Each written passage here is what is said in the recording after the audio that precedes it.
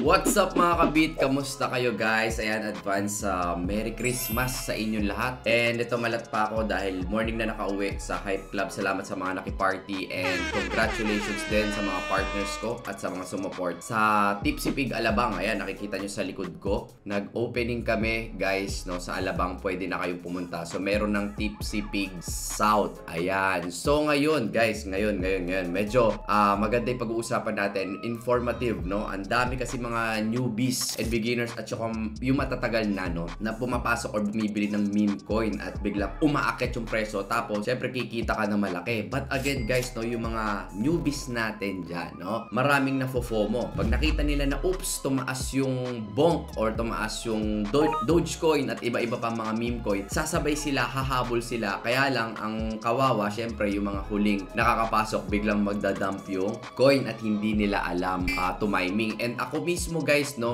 pumapasok din ako, bumibili rin ako ng mga meme coins, but meron kaming group, may community kami at may mga talagang taong nagre-research. Like ako, wala na akong masyadong time na mag-research pa ng mga meme coin. May mga kaibigan ako na alam mo yun, bumubulong-bulong. But tayo guys, no, lalo na yung mga beginners dyan, you have to research lalo na sa maigi pagka bumibili kayo ng meme coin. Ano ba to mga meme coin? Naririnig nyo, biglang lumilipad yung bonk, lumilipad yung mga ano-ano pa ba mga coins, no? Ayan, which is your favorite meme coin? Ito yung mga lumilipad, like ito si Dogecoin, 194% daw, 700 si Shiba Inu, si Pepe, and then si Bonk, ayan si Bonk 2023, no? Ito lumipad talaga to, no? So medyo maingay din to, no? Bonk is a Solana based, no? Solana based meme coin that was airdrop to the Solana community on Christmas Day noong 2022 pa pala to. Now guys, ito, no, explain lang natin, konting kryptuhan, konting kaalaman, lalong-lalo na sa mga newbies natin, no? I know talagang kumikita naman talaga yung mga tao dito, yung mga inaral nila yung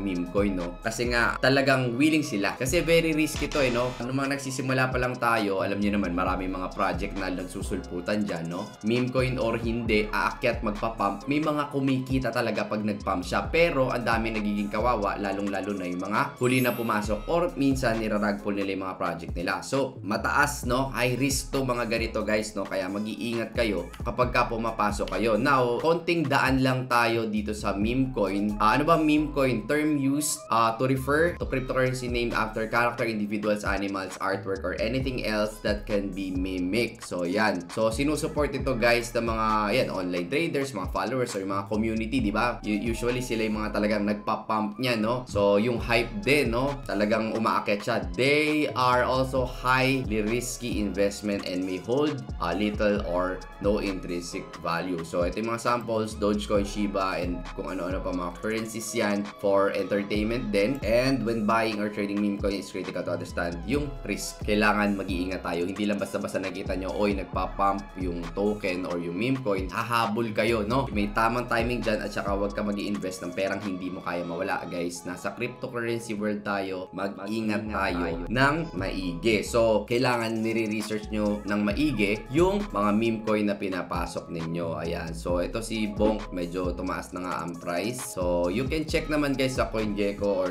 sa CoinMarketCap yung mga tokens na sinisilip ninyo rin. And of course, ito sample, no? Kunyari.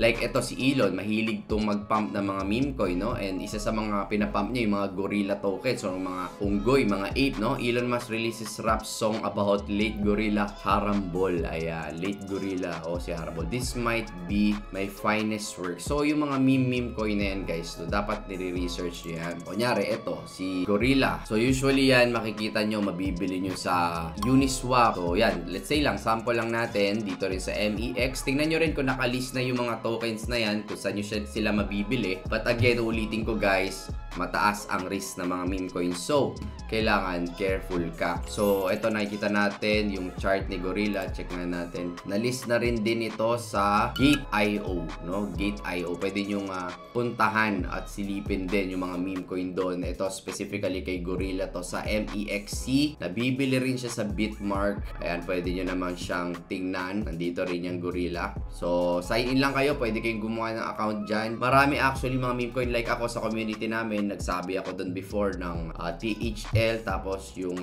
movie. Pero kami kasi may grupo talaga na alam mo yun, may mga nagre-research. Like ako, sabi ko nga kanina, wala akong time masyado magsi-research ng ng mga meme coins. So, may group kami and may mga reliable sources tayo, no? Na sila na yung nagre-research. Ngayon, possible na pagpasok mo, yes, mag times 10 times 100 yung mga meme coins na yan. But kami, willing kaming i-risk yun. Kasi minsan, guys, hindi naman nangyayari yun. Minsan naman, pumasok ka, hindi naman nagpa-pump or bumababa yung presyo. Ayan, sorry, medyo malat, no? Galing pa tayo ng Hype Club kagabi. Thank you sa mga pumunta. Ito, sample silip. So, kunyari, may mga meme coin kayo sa silip. Puntahan nyo din, guys, yung website nila, no? Usually, ganito yung mga itsura ng website na yan. Pwede kayo bumili. Ayun, nakalagay dyan, no? Buy on Uniswap. Pwede nyo silipin yung Dex Tools. Tapos, silipin nyo, guys, yung mga community nila kung talaga bang very active. Kasi minsan, alam mo yun, pagpasok mo sa community, peke yung mga nandun or minsan, pinuntahan mo yung Twitter account nila, peke yung mga comments, peke yung mga tao nagla-like. So, hindi rin siya ganun ka-active, no? Yung community. So, kailangan nire-research nyo talaga maigi kung buhay ba yung mga tao doon. Okay, totoo ba talaga, no? Ito nga, IDO launch, so. Ayan, silipin nyo na maigi. Sample lang naman to. So, kunyari, sinample natin tong gorilla. Maganda na sinisilip nyo rin yung Telegram nila, sinisilip nyo rin yung mga Discord channel para makita ninyo kung okay ba yung community. And of course, yung utility na rin. Ano ba? Para saan ba yung token na yun? For fun lang ba siya? Or meron talaga siyang something? Meron ba siyang purpose? No? May purpose ba yung token na yan? Pero grabe yung mga meme coin ngayon, no? Talagang nagliliparan sila, no? So, silip pa rin tayo. Gorilla. Tingnan natin, no? Itong gorilla token. 13k followers. Tapos check nyo rin, guys. Syempre, yung mga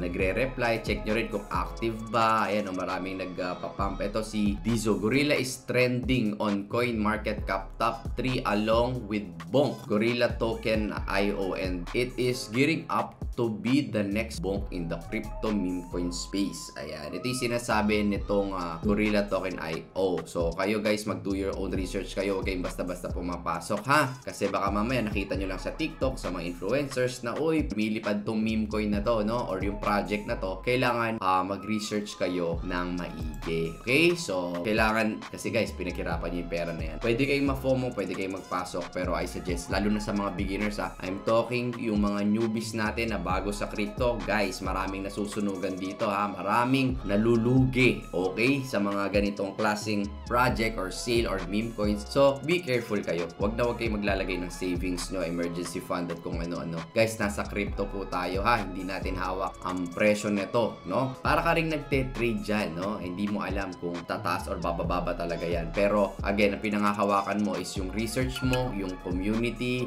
no? And tingnan mo maigi. Lalo na kung sobrang nagpa-pump na yung token, baka mamaya, pagpasok mo, biglang mag-drop yung price niya. So, mag-ingat tayong lahat, okay? Now, ayun, nag-sample tayo ngayon and I hope may bago kayo natutunan sa meme coins. Ayan, dami kasing nagtatanong sa akin, ano ba yung meme coin? Ano ba to? Ano ba yung Bonk? Ano ba yung gorilla? Ano ba yung Dogecoin, Shiba, no? Dami lumilipad. Totoo naman, dami naman talaga kumikita. But again, sa bawat may mga kumikita at nagpa-pump yan, may mga nalulugi din, okay? So, mag-ingat po tayong lahat. Careful sa mga pagpasok ng meme coins and of course, mag-do your own research ka ng maigi. Yun lang po. Maraming salamat. Again, this is Marvin Favis. At usapang crypto, trading, forex, music, kung ano-ano pa, usapang negosyo. Kita-kita tayo sa TikTok, sa IG, sa Facebook. Ingat lang po sa mga posters. Marami gumagaya sa akin. Wala akong any investment na ino-offer. So, yung mga nagko-comment dyan sa baba na Marvin Favis, nako, Pasko ngayon, no? Active yung mga scammer na yan. Kaya mag-ingat po tayong lahat. So, ayun po. Wala po akong any in-offer. God bless everyone. Merry Christmas. Happy New Year.